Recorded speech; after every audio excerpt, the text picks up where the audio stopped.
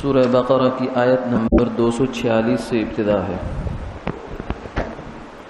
اعوذ باللہ من الشیطان الرجیم، بسم اللہ الرحمن الرحیم۔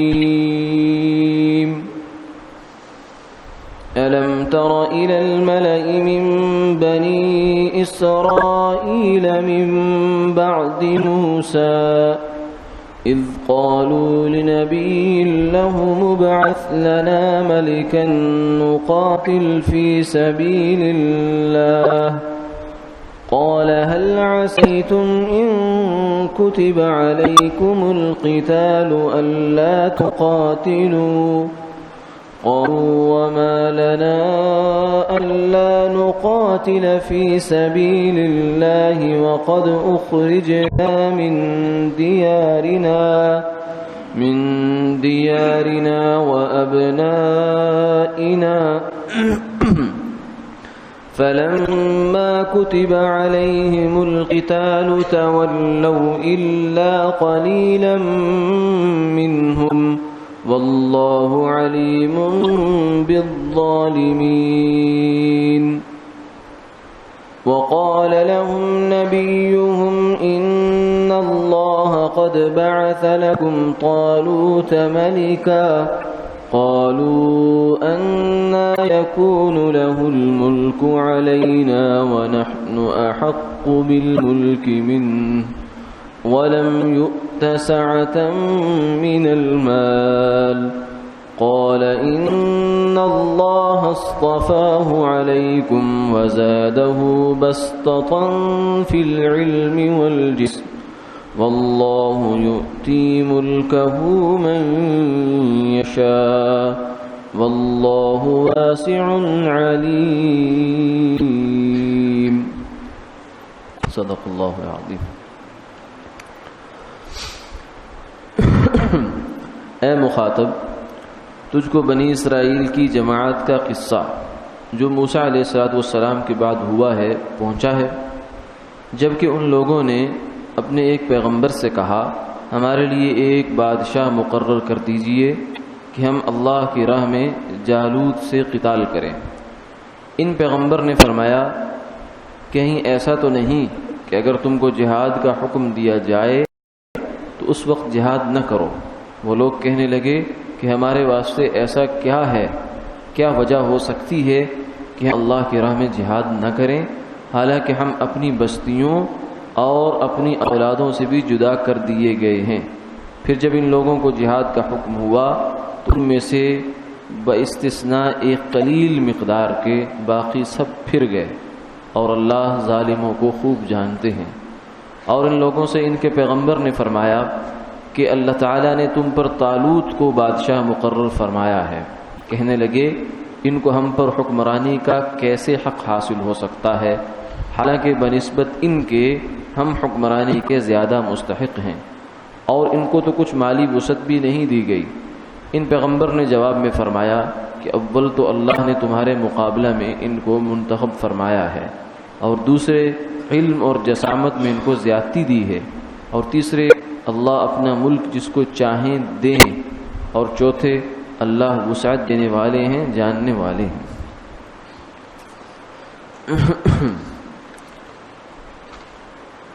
موسیٰ علیہ السلام کے بعد بنی اسرائیل پر مختلف قسم کی آزمائشیں آئیں، جس کا بالعموم سبب ان کی بدعمالی ہوا کرتا تھا۔ جب وہ اللہ کے بھیجے ہوئے پیغمبروں کی تعلیمات سے انحراف کیا کرتے تھے اور بدعملی کا شکار ہو جاتے تھے، زنا اور سود خوری اور جو ہے ناانصافی اور ظلم، اس قسم کے جب ان کے اندر بلائیں اور وبائیں عام ہو جایا کرتی تھی تو اللہ کی جانب سے ان پر کوئی نہ کوئی پکڑ آ جایا کرتی تھی۔ تو موسیٰ علیہ السلام کے کافی عرصے کے بعد ایسا ہوا کہ بنی اسرائیل پر پکڑ آئی، اور اللہ تعالیٰ نے ان پر اپنا ایک طرح سے جو تنبیہ اور جو عذاب ہے وہ جالوت کی شکل میں بھیج دیا۔ جالوت ایک اس زمانے کا بادشاہ تھا کہ جس نے بنی اسرائیل کی اس جمعیت کو تہس نہس کیا اور ان کو گھروں سے نکالا اور ان کی جو مقدس چیزیں تھیں وہ اٹھا کر لے گیا. بہرحال اس نے ان کے ساتھ جتنا برا کر سکتا تھا کیا. کچھ عرصہ گزرنے کے بعد ان میں جو پیغمبر تشریف لائے حضرت سموئیل علیہ السلام، تو ان سے بنی اسرائیل نے یہ درخواست کی کہ ہم چاہتے ہیں کہ ہم جہاد کریں، یعنی ہم چاہتے ہیں کہ ہمیں جو ہماری کھوئی ہوئی عظمت ہے اور عظمت رفتہ ہے وہ ہمیں واپس مل جائے. تو انہوں نے فرمایا کہ اس کا راستہ تو جہاد ہے، راہ خدا میں قتال کرنا پڑے گا. اور یہ وہ اصول ہے کہ جو بنی اسرائیل کے اس قصے کے ضمن میں اس امت کو بھی سکھایا گیا ہے. آقا علیہ الصلوۃ والسلام نے ارشاد فرمایا یوشک ان تتداعى علیکم الامم کما تداعى الاکلۃ علی قصعتها، کہ ایک عنقریب ایسا زمانہ آنے والا ہے کہ تم پر امتیں یعنی اقوام عالم جھپٹ پڑیں گی جیسے بھوکے کھانے پر جھپٹتے ہیں. تو صحابہ نے پوچھا یا رسول اللہ ایسا کیوں ہوگا؟ کیا اس وقت ہم کم ہوں گے، تعداد ہماری کم ہوگی اور ساز و اسباب جو دنیا کے مال و اسباب ہیں وہ ہمارے پاس کم ہوں گے؟ کیا وجہ ہوگی؟ تو آپ نے فرمایا نہیں، انتم یومئذ کثیر، کم نہیں ہوگے، تعداد بہت ہوگی تمہاری. اس زمانے میں تعداد بہت ہوگی لیکن پھر بھی تم بے کس، بے بس اور بے یار و مددگار ہو جاؤ گے. صحابہ نے پوچھا یا رسول اللہ کیوں ہوگا، اس کی وجہ کیا ہوگی؟ فرمایا کہ الوہن، وہن، واو ہے نون، 3 لفظ ہیں وہن. پھر پوچھا یا رسول اللہ وہن سے کیا مراد ہے؟ فرمایا حب الدنیا و کراہیت الموت، دنیا کی محبت اور موت سے نفرت، موت کو اپنے لیے ناپسند کرنا، موت سے بھاگنا اور دنیا کے پیچھے پڑ جانا، یہ وہن ہے کہ یہ جب تمہارے اندر آ جائے گا تو گویا کہ تم اندر سے کھوکھلے ہو جاؤ گے. دکھنے میں تو تم بہت جری لگو گے اور بڑی جمعیت اور کثرت تمہاری معلوم ہوگی لیکن اندر سے کھوکھلے ہوگے. جیسے دیمک زدہ لکڑی دکھائی تو ایسے دیتی ہے جیسے بہت بالکل صاف ٹھیک ٹھاک ہے، لیکن جو ہی اس کو جوڑا جاتا ہے تو ایسے ایسے نیچے زمین پر گر جاتی ہے. تو ایسے ہی فرمایا کہ تمہاری کثرت ہوگی. تو یہ جو ایک مرض آتا ہے قوموں میں، اور اس کے اسباب اور بہت سارے ہوتے ہیں. اقبال نے سنو تعبیر کیا تجھ کو بتاؤں تقدیر امم کیا ہے، شمشیر و سنان اول طاؤس اور رباب آخر. کہ یعنی پوری تاریخ عالم کا خلاصہ یہ ہے کہ جب بھی کسی قوم کو اللہ نے عروج بخشا ہے، چاہے وہ کافر ہو چاہے مسلمان ہو، اس کے کچھ ضابطے اللہ کے مسلمانوں کے ساتھ ہیں، کچھ ایسے ہیں جو پورے انسانوں کے ساتھ ہیں. چاہے کافر ہو چاہے مسلمان ہو، اس کے لیے اصول ایک ہے شمشیر و سنان اول. شمشیر تلوار کو کہتے ہیں، سنان نیزے کو کہتے ہیں. یعنی اس قوم کے ہاتھ میں تلوار اور نیزہ آتا ہے تو وہ بلند ہو جاتی ہے، اور نیزہ اور تلوار اسی وقت آتی ہے جب آدمی کے دل میں جینے کی محبت نہیں رہتی. آدمی اپنی جان کو ہتھیلی پر رکھ کر چلتا ہے. اور یہ اللہ کا عجیب دستور ہے کہ جو جینا چاہتا ہے دنیا سے محبت کرتا ہے، زندگی سے محبت کرتا ہے، زندگی اس سے نفرت کرتی ہے اور آگے آگے بھاگتی ہے، اس کو ذلیل کرواتی ہے، مرواتی ہے، حتیٰ کہ اس کو جو ہے اس کے سامنے اس کا خون بہاتی ہے. تاتاریوں کے زمانے میں ایسا ہوا. تاتار ایک بہت بڑا فتنہ تاریخ میں ہوا ہے. بغداد خلافت عباسیہ کا خاتمہ اس سے ہوا. بہت بہت اندھوناک اور بہت جو ہے وہ غمگین کن تفصیلات ہیں اس کی، لیکن اس کی تاریخ میں کچھ واقعات لکھے ہیں جن میں سے ایک واقعہ یہ لکھا ہے کہ تاتاریوں کے زمانے میں مسلمانوں پر موت کا خوف اس حد تک غالب ہو گیا تھا کہ تاتاریوں کی ایک عورت 10 جوان کڑیل جوانوں کو کھڑا کرتی تھی، کہتی تھی کھڑے رہو یہاں، خبردار جو تم نے آنکھ اٹھائی، اور میرے پاس فی الحال تلوار نہیں ہے، میں گھر میں جاؤں گی خیمے سے تلوار لے کر آؤں گی، تمہارے سر میں نے قلم کرنے ہیں. وہ 10 کے 10 کھڑے رہتے تھے، وہاں سے ہلا نہیں کرتے تھے. یہ ہوتا ہے موت، اور دنیا کی محبت کا انجام یہ ہوتا ہے کہ جن لوگوں نے موت کو سینے سے لگایا وہ پوری دنیا پر فتح پاتے چلے گئے، جھنڈے گاڑتے چلے گئے، اور جنہوں نے دنیا کے مال اور اسباب کے ساتھ اپنا دل لگایا وہ پھر ذلت ان کے قدموں میں آئی، ان کے سروں پہ اللہ نے ذلت کو مسلط کیا. تو یہ اس شروع سے اللہ کا ضابطہ ہے. اسی لیے حضور نے فرمایا حب الدنیا رأس کل خطیہ، کہ دنیا کی محبت ہر برائی کی جڑ ہے. بظاہر بڑی بے ضرر سی بات لگتی ہے، لیکن اس کے نتائج بہت خطرناک ہیں۔ اور دوسری حدیث میں آپ نے فرمایا کہ جب تم بیلوں کی دمیں تھام لو گے اور دنیا میں مشغول ہو جاؤ گے تو اللہ تمہارے اوپر ذلت کو مسلط کر دے گا۔ مقصد یہ ہے کہ مسلمان کو یہ دنیا کے تعیشات اور رنگینیوں میں کھو نہیں جانا چاہیے۔ جب بھی مسلمان ان رنگینیوں میں کھویا ہے، کافر پلٹ کر اس پر آ گئے۔ اندلس میں جب مسلمان داخل ہوئے، 800 سال تک وہاں حکومت کی مسلمانوں نے، اور جس زمانے میں ان کو وہاں سے مار پڑ یہ نکل رہے ہیں، یہ وہ زمانہ ہے جب وہ دنیا کے حساب سے بہت اونچے جا چکے تھے، بہت محلات، باغات، فلاں فلاں فلاں، لیکن وہ جو وہن تھا وہ دل میں داخل ہو چکا تھا۔ وہ محلات، وہ زیب و زینت، وہ تعیش، وہ اسباب عیش و عشرت، وہ جب دل میں داخل ہوئے تو کافر نے ان کو دیس نکالا کیا۔ حتیٰ کہ مسلمان 800 سال تک جس سلطنت، جس جگہ پر مسلمانوں کی اسپین میں حکومت رہی، اندلس میں، وہاں ایک مسلمان نہیں رہا تھا۔ ہفتوں بلکہ مہینوں مسلمانوں کے کتب خانے چوکوں چوراہوں پر جلتے رہے تھے، اور جو بچ گئے ان کو عیسائی بنا دیا گیا، ورنہ باقیوں کو مارا گیا اور ان کو وہاں سے نکال کر باہر کر دیا گیا۔ تو یہ سارے اقوام عالم کے، پھر خود مسلمانوں کے اسباق ہیں ہمارے سامنے، جن کے اندر یہ ہے کہ جب بھی کوئی قوم جو ہے وہ شمشیر و سنان تھامتی ہے، دنیا کو اپنے دل سے نکالتی ہے اور دنیا اس کے قدموں میں گرتی ہے۔ آقا صحابہ نے جیسے کیا کہ دنیا کو انہوں نے دل سے کبھی نہیں لگایا، لیکن اللہ نے قیصر و کسریٰ کے خزانے ان کے سامنے ڈھیر کر دیے۔ مسجد نبوی میں اتنا اونچا ڈھیر لگا تھا قیصر و کسریٰ کے خزانے کا کہ دوسری جانب کا آدمی نظر نہیں آیا کرتا۔ اور عمر رضی اللہ تعالیٰ نے کوئی اس کو سنبھالا نہیں ہے، بلکہ پکڑ کے سارا تقسیم کر دیا۔ یعنی ان کے دل میں دنیا کی محبت نہیں تھی۔ ایک کسریٰ کا وہ قالین آیا بہت بڑا، جس پر وہ لوگ اپنا جشن بہاراں منایا کرتے تھے۔ یہ جشن بہاراں جو ہے نا، یہ کسریٰ کی یاد ہے، مجوسیوں کی یاد ہے، آتش پرستوں کی، مشرکوں کی یاد ہے۔ اس پر وہ بیٹھ کر شراب کباب کی محفلیں جماتے تھے۔ وہ بس اسی وقت نکلا کرتا تھا، یعنی وہ اتنا قیمتی تھا کہ بادشاہ بھی سال اس کو استعمال نہیں کر سکتا تھا، صرف اس چند دنوں کے لیے نکالا کرتے تھے اس کو۔ تو وہ جب پہنچا مسجد نبوی میں تو کچھ لوگوں نے رائے دی کہ اس کو رکھ لیا جائے، کہ یادگار ہے، یادگار بنا لیا جائے۔ تو سیدنا عمر رضی اللہ تعالیٰ نے فرمایا کہ کیا میں عیاشی کی یادگار کو آنے والی نسلوں کے لیے محفوظ رکھوں تاکہ وہ یہ دیکھیں کہ عیاشی ایسے ہوتی تھی؟ نہیں ہوگا ایسے۔ آپ نے اس کو ٹکڑے کروا کے سب غانمین مجاہدین اس کو تقسیم کر دیا، اور اس کا ایک بالشت کا ٹکڑا جو ہے پتہ نہیں کتنی جو ہے وہ ہزاروں دراہم و دنانیر کا بکا۔ تو یہ صحابہ کے قدموں میں دنیا کیوں آئی کہ انہوں نے دنیا کو سینے سے نہیں لگایا، دل سے کبھی نہیں لگایا۔ انہوں نے ہاتھ میں تھی لیکن دل میں کبھی اس نے جگہ نہیں پائی، تو اس لیے اللہ نے ان کے قدموں میں لگا دیا۔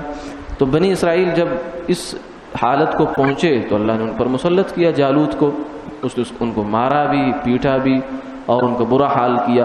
تو پھر اب ان کو دوبارہ یاد ستائی کہ پرانے زمانے میں پدر من سلطان بود، ہمارے باپ دادا بڑے ایسے ہوا کرتے تھے، ہم کیسی ذلت کی پستیوں میں چلے گئے۔ تو پھر انہوں نے نبی سے کہا کہ ہمارے لیے دوبارہ جہاد کا کوئی نظم فرمائے، یعنی ہمیں دوبارہ عزت جو ہے وہ مل جائے۔ تو اللہ کے نبی نے ان سے فرمایا کہ بھائی بات یہ ہے کہ ٹھیک ہے تمہیں شوق تو چڑھا رہا ہے، لیکن یہ دیکھ لو آسان کام نہیں ہے۔ ابھی شوق میں باتیں کر رہے ہو، لیکن جب اللہ کی جانب سے جہاد کا حکم آ جائے گا تو پھر تم میں سے کتنے ثابت قدم رہیں گے کچھ نہیں کہا جا سکتا۔ تو وہ آگے سے بڑھ چڑھ کے کہنے لگے یہ کیسے ہو سکتا ہے، وَمَا لَنَا أَلَّا نُقَاتِلَ فِي سَبِيلِ اللَّهِ، ہم کیوں نہیں لڑیں گے راہ خدا میں، ہم کیوں نہیں جہاد کریں گے، ہم اپنی جانیں کیوں نہیں قربانی کریں گے، کیونکہ اس عمل کو چھوڑنے کی وجہ سے تو ہمیں ذلت ملی ہے، ہمارے گھر چھین لیے گئے، ہمارے اولادیں چھین لی گئی، ہم سے جدا کر دی گئیں، تو ہمارے لوگ شہید مارے گئے، تو ہم کیوں نہیں کریں گے۔ تو پھر اللہ تعالیٰ نے فرمایا کہ ٹھیک ہے۔ نتیجتاً ہوا کیا، فلما کتب علیہم القتال، یہ دلچسپ نتیجہ بھی قرآن پاک نے ذکر کیا، اللہ کی جانب سے حکم آ گیا کہ ٹھیک ہے جہاد کا حکم ملتا ہے، کرو نکلو، تولوا الا قلیلا منہم، تو بہت سارے انہی قدموں پر واپس چلے گئے، کیونکہ بات کرنا بڑا آسان ہوتا ہے، عمل کرنا مشکل ہوتا ہے۔ باتیں تو بہت بڑھ چڑھ کر لوگ کیا کرتے ہیں، لیکن عمل کی جب باری آتی ہے تو کان لپیٹ کر انسان دائیں بائیں نکل جاتا ہے۔ تو اس لیے فرمایا کہ تولوا الا قلیلا منہم، چند لوگ رہ گئے، باقی نکل گئے۔ واللہ علیم بالظالمین، فرمایا کہ اللہ کو ان ظالموں کی خوب خبر ہے، جانتے ہیں۔ لیکن پھر بھی بہرحال اللہ تعالیٰ نے پھر یہ کیا کہ فرمایا کہ جہاد جو ہوگا تو وہ ظاہر ہے کہ کسی نظم کے تحت ہوگا، کوئی تمہارے لیے امیر مقرر ہوگا، کوئی بادشاہ مقرر ہوگا جس کی سرپرستی میں تم لڑو گے۔ ہر بندہ خود ہی نکل پڑے تو وہ تو فساد ہوتا ہے، جہاد نہیں ہوتا، اور نقصان انسان زیادہ اٹھا لیا کرتا ہے بنسبت جب تک تدبیر اور اوپر کوئی ایسی قوت اور طاقت نہ ہو سمجھدار کہ جو منظم کر کے مینج کر کے لے کر چلے سب کو، تو اس وقت تک تو جہاد بے مقصد ہو جایا کرتا ہے۔ تو اس لیے فرمایا کہ ایک اللہ تمہارے لیے امیر مقرر کریں گے، بادشاہ مقرر کریں گے، لیکن وہ کون ہوں گے؟ وہ ہوں گے طالوت ایک عام سے آدمی تھے بنی اسرائیل کے، کچھ زیادہ ان کے پاس مال دولت نہیں تھا، لیکن یہ ضرور تھا کہ اللہ نے ان کو اوصاف بخشے تھے، یعنی خاندانی لحاظ سے کوئی اونچے آدمی نہیں تھے، لیکن اللہ نے ان کو اوصاف بخشے تھے۔ ایک تو جو ان کا جسم ہے وہ بہت بھرپور تھا، اور دوسرا یہ ہے کہ اللہ نے ان کو علم بھی دیا تھا، بالخصوص یہ جو بادشاہت سے متعلق اور جہاد سے متعلق جو چیزیں ہیں ان کے اندر ان کو بہت صائب رائے عطا فرمائی تھی، اچھی رائے رکھتے تھے، تو اس لیے اللہ تعالیٰ نے ان کو مقرر فرما دیا۔ اب بنی اسرائیل کو دوسری جو ہے وہ پنجابی میں کہتے ہیں پسوڑی پڑی کہ یہ کیا ہو گیا، ہمارے اوپر تو کوئی مقرر ہوتا تو ہمارے سرداروں میں سے ہوتا، کوئی بڑوں میں سے ہوتا۔ یہ ایک انسانوں کی نفسیات ہے کہ جس کو پہلے سے بڑا مانتے آتے ہیں اس کے اندر سے کوئی بڑا بن جائے تو آسان ہوتا ہے اس کو لینا، لیکن اگر نیچے سے کسی کو بڑا کر دیا جائے تو عام طور سے انسان ابا کرتے ہیں اس سے۔ تو یہ کیا ہو گیا؟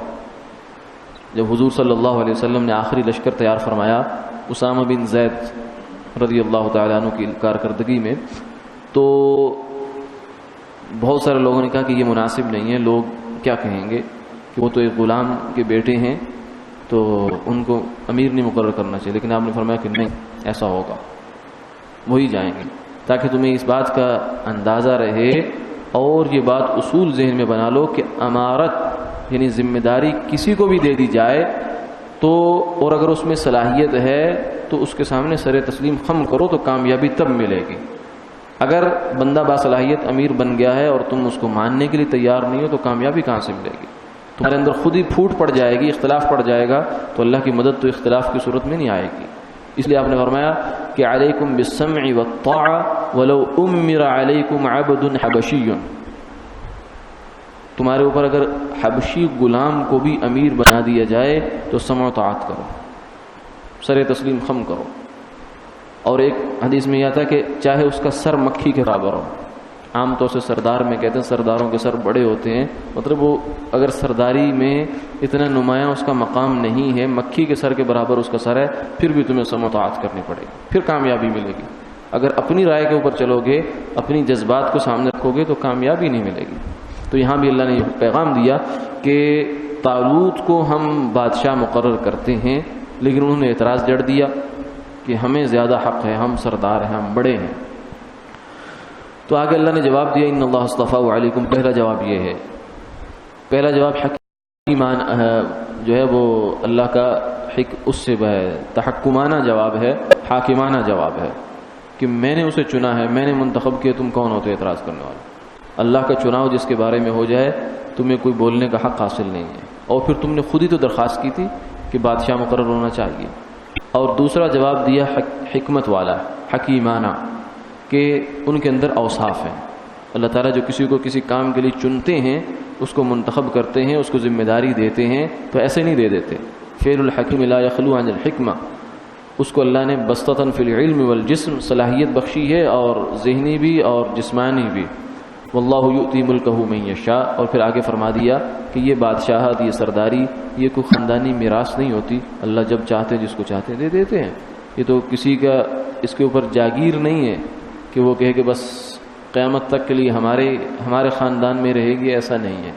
واللہ واسع علیم، اللہ بہت وسعت والے ہیں، بہت اچھا جاننے والے ہیں، جس کو کیا دینا ہے، کتنا دینا ہے، کب دینا ہے، کیسے دینا ہے، یہ اللہ بہت اچھی طرح جانتے ہیں، جس کو وہ دیتے ہیں بہت اچھا دیتے ہیں۔ آئندہ کی آیات میں مزید اسی قصے کا آگے تتمہ ہے، انشاءاللہ اگلے درس میں دیکھیں گے۔ وآخر دعوانا الحمدللہ۔